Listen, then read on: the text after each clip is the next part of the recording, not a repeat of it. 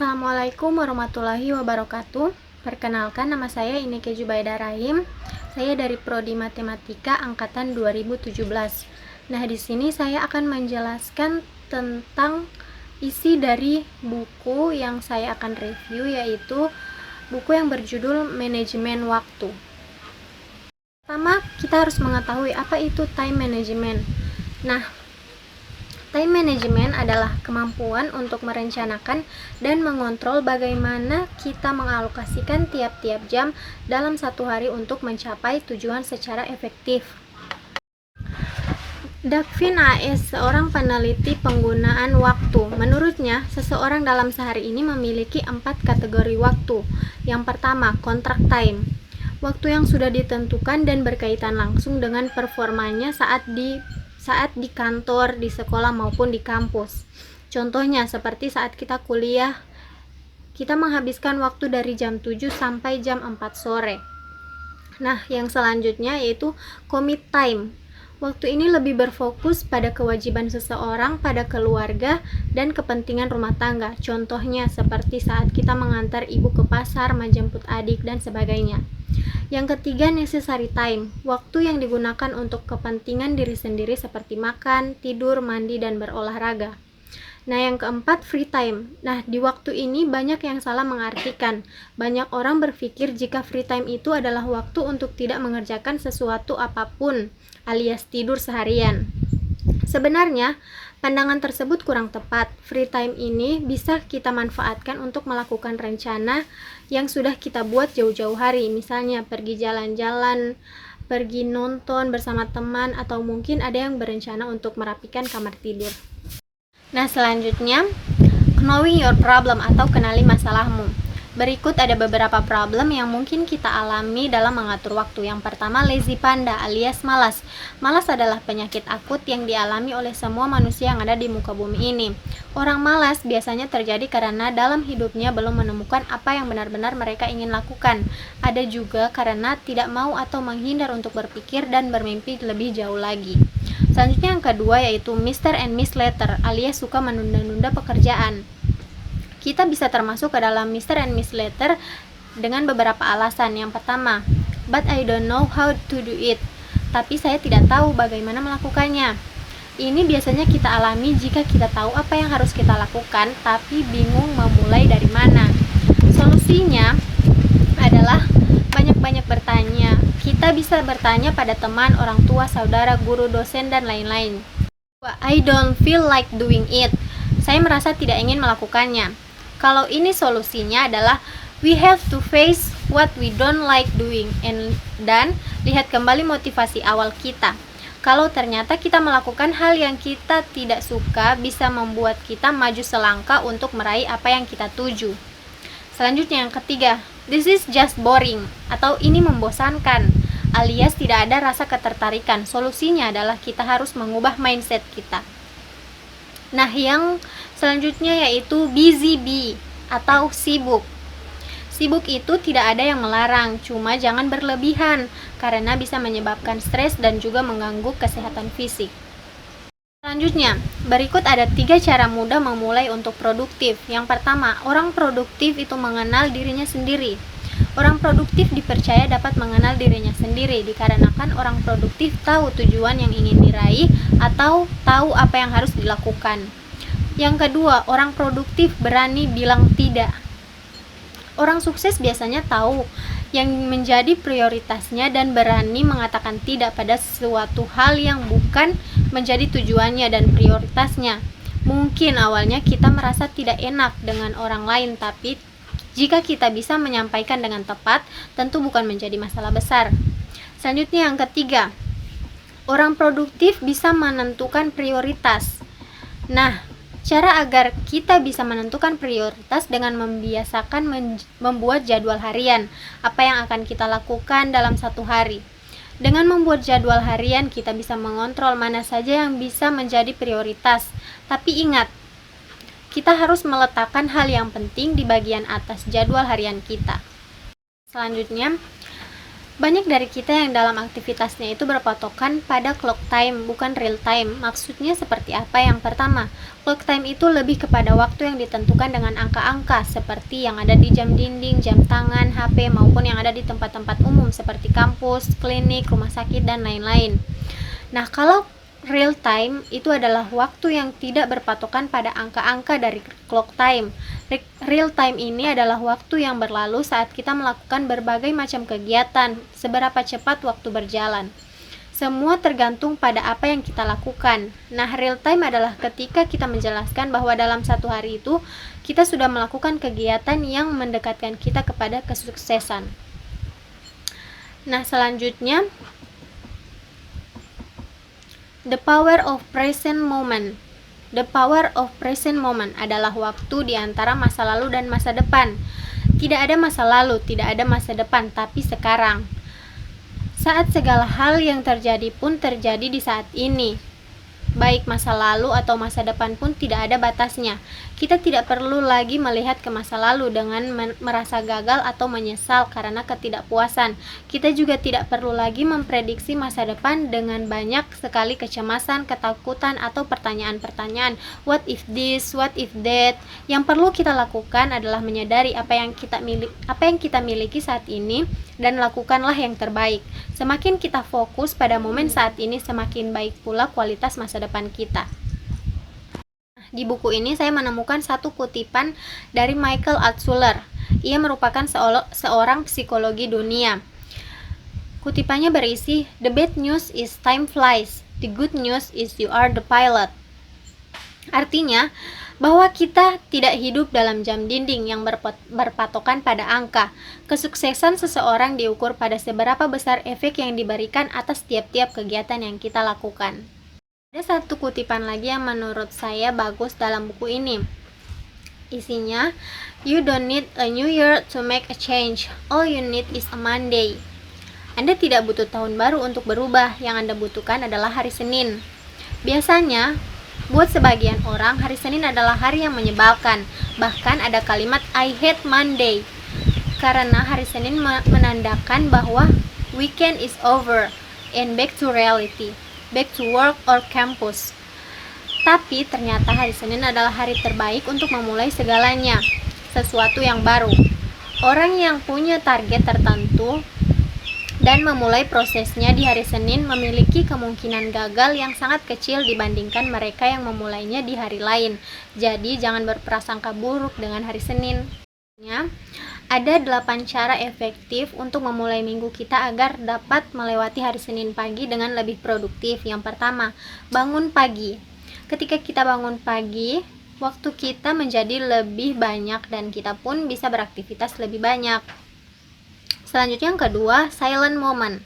Luangkan waktumu paling tidak 5-15 menit untuk melakukan silent moment, yaitu berdiam diri dan merenung sejenak, melatih meditasi, mengatur pernapasan, stretching, berdoa, dan beribadah sesuai dengan kepercayaan masing-masing, berterima kasih dan mengucap syukur, atau sekedar memberikan motivasi supaya tidak menyerah kepada diri sendiri.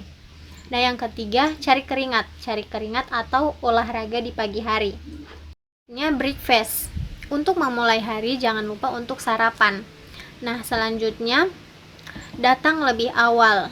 Datang lebih awal punya banyak manfaat. Pertama, hemat waktu di jalan. Kedua, dapat memberi kita ruang untuk bernapas terlebih dahulu sebelum menghadapi berbagai macam urusan. Yang ketiga, dapat membuat good impression di tempat kerja atau kampus. Miss Missy No More. Pasti ada beberapa dari kita yang sering menumpuk barang-barang di kamar dan membuat kamar kita berantakan. Ternyata banyak manfaat mengklasifikasi barang dan menaruhnya sesuai tempatnya agar gampang dicari kalau suatu saat kita butuh barang itu, dan otomatis ini mempengaruhi produktivitas kita dan manajemen waktu kita. Selanjutnya, Monday morning sama dengan new goals, atau Senin pagi sama dengan tujuan baru. Nah, Senin pagi adalah waktu yang tepat untuk mengupdate rencana kita untuk seminggu ke depan. Seseorang yang terbiasa menyusun target untuk dirinya sendiri dan untuk pekerjaannya akan lebih bisa mengatur waktu dan menentukan prioritas kegiatan yang harus dikerjakan. Yang Terakhir, bersusah-susah dulu, bersenang-senang kemudian. Kunci dari produktivitas kita adalah bisa menentukan prioritas. Letakkan pekerjaan yang paling utama, berat, sulit, dan banyak terlebih dahulu sebelum mengerjakan pekerjaan yang lain. Selanjutnya, win your weekends atau menangkan akhir pekanmu. Nah, yang pertama, minggu sama dengan surga. Maksudnya, Sabtu dan Minggu adalah hari yang sangat ditunggu-tunggu bagi pelajar, mahasiswa maupun pekerja kantoran untuk bisa melepas penat sejenak dan merefresh kembali tenaga untuk hari-hari lainnya. Yang kedua, KTP alias keluarga, teman, dan pasangan. Weekends memang sangat baik buat kita menghabiskan waktu bersama orang-orang yang kita sayang seperti keluarga, teman, atau pasangan. Nah, selanjutnya, sport. Jadikan olahraga itu seperti pekerjaan, bukan kegiatan pengisi waktu luang. Lakukan secara terus-menerus sampai menjadi kebiasaan. Selanjutnya, doing a passion. Daripada cuma leha-leha di rumah tanpa melakukan apapun, lebih baik melakukan hobi yang kita suka. Selanjutnya, getaway atau liburan. Menurut penelitian yang dipublikasikan di majalah New York Times, ternyata berlibur sebentar tapi sering dilakukan akan membuat perasaan bahagia yang lebih daripada berlibur satu kali setahun dalam waktu yang panjang. Selanjutnya, off mode. Riset yang dilakukan oleh British Psychological Society mengungkapkan bahwa ternyata kadar kebahagiaan seseorang bisa meningkat hanya dengan mematikan ponsel dan menonaktifkan media sosial. Selanjutnya, social work. Ikuti kegiatan-kegiatan sosial di waktu weekend. Dari kegiatan tersebut, kita akan banyak mendapat teman, tentunya pemahaman lebih tentang suatu pengetahuan. Yang terakhir, me time. Me time adalah waktu yang paling menyenangkan untuk dilakukan di hari Minggu. Menghabiskan waktu untuk diri sendiri bisa memberikan kita kesempatan untuk memperbarui energi dan kemampuan untuk mengontrol diri kita sendiri. Berikutnya, habits for winner atau kebiasaan untuk menang. Itu terbagi menjadi dua, yaitu good habit dan bad habit. Good habit atau kebiasaan baik. Ketika kita sudah membentuk kebiasaan yang baik, kita akan semakin mendekati tujuan dan sasaran. Nah, ada 3 cara untuk membentuk kebiasaan baik. Yang pertama, set your goal atau tentukan tujuanmu. Target yang jelas diperlukan agar kita tahu apa yang harus dilakukan. Dengan begitu, kebiasaan baik terbentuk demi mencapai tujuan kita. Yang kedua, santai, simple, dan setia. Lakukan kebiasaan baru dengan santai. Biasanya kalau kita terlalu bersemangat di awal, itu hanya bertahan beberapa hari. Kalau kita sudah tidak bersemangat karena terlalu menggebu-gebu, kebiasaan juga akan hilang. Nah, mulailah kebiasaan dari hal yang simpel. Namanya kebiasaan baru, pasti diri kita harus menyesuaikan terlebih dahulu. Jika sudah mulai terbiasa, kita bisa meningkatkan kebiasaan yang baik lebih banyak lagi. Setia. Melakukan hal yang sama setiap hari cenderung lebih mudah dilakukan dibandingkan melakukan suatu hal setiap beberapa hari sekali. Yang ketiga, 66 day atau 66 hari. Seseorang akan terbiasa dengan aktivitas baru tergantung pada niat dan kemampuan tiap individu untuk mengontrol dirinya sendiri, serta kebiasaan itu sendiri. Pada umumnya, manusia akan terbiasa dengan aktivitas baru dalam 66 hari atau sekitar 2 bulan. Nah, yang kedua, bad habit. Itu kebiasaan buruk. Ini kebalikan dari good habit. Bad habit adalah kebiasaan yang menjauhkan kita untuk mencapai tujuan kita. Ada 3 alasan utama penyebab kebiasaan buruk dapat terbentuk, yaitu bosan, iseng, dan stres. Kebiasaan buruk bisa diubah dengan cara jauhi godaan, cari teman seperjuangan, let them know, atau biarkan teman-teman atau orang dekatmu tahu kalau kita sedang berusaha menghilangkan kebiasaan buruk. Gunanya agar semakin sedikit godaan, semakin banyak pendukung, yang artinya semakin besar kemungkinan kita supaya mencapai target.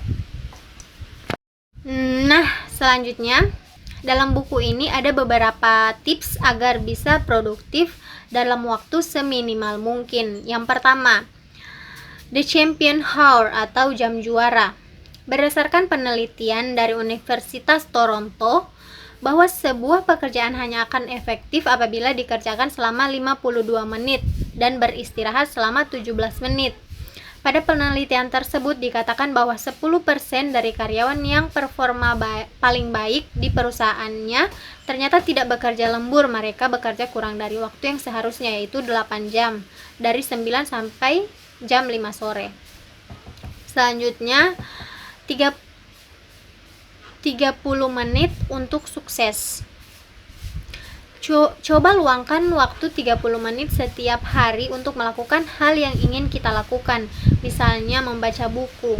Dan kita bisa mengukur seberapa banyak halaman yang berhasil kita baca selama 30 menit.